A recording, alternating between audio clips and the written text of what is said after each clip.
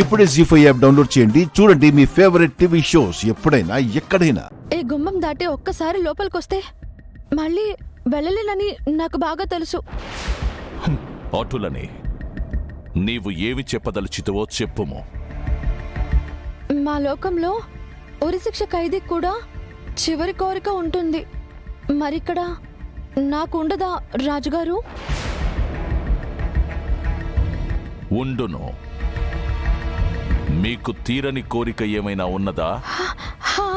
వలదు ప్రభు, ఆమె కోరికను మాత్రం అంగీకరింపవలదు. ఇటువంటి మహాసాధ్వి చివరి కోరిక కూడా మేము తీర్చలేకపోతే ఇక ఈ యముడిలో ధర్మమెచ్చట ఉండును గుప్తా. అది కాదు ప్రభు, నేను చెప్పున్నది. బాలిక, నేను నీకు మాటిచ్చుచుంటిని. నీ ప్రాణము తప్ప ఇంకేమైనా నువ్వు కోరుకొనుము.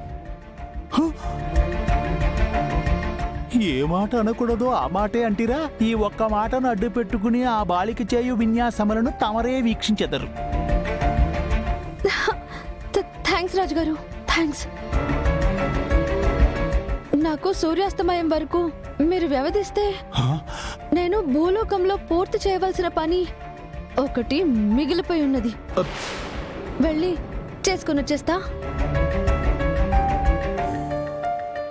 ఒక్కసారి వచ్చినచో మళ్ళీ తిరిగి వెళ్ళుట అసాధ్యం. మీరు అనుకుంటే కూడా సాధ్యం కానిది ఉందా రాజుగారు? పాశం వేసి ప్రాణాలు తీసుకున్న తర్వాత కూడా మళ్ళీ తిరిగి ప్రాణాలు ఇవ్వడం అసాధ్యం కాదా?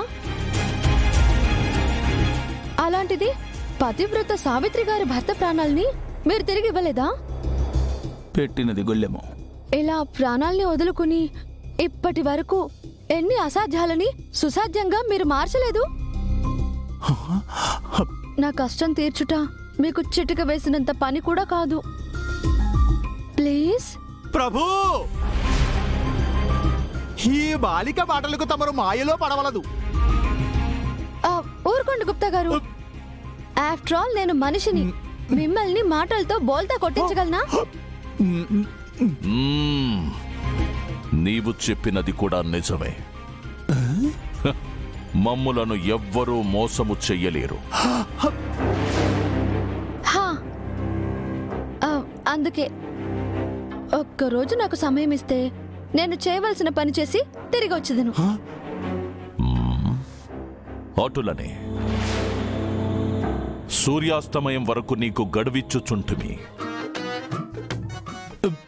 నీకు తోడుగా గుప్తా కూడా వచ్చేదడు. ప్రభు, మేమెంతో కష్టపడి ఈ బాలికను యమలోకంలోకి తీసుకువచ్చితిమి.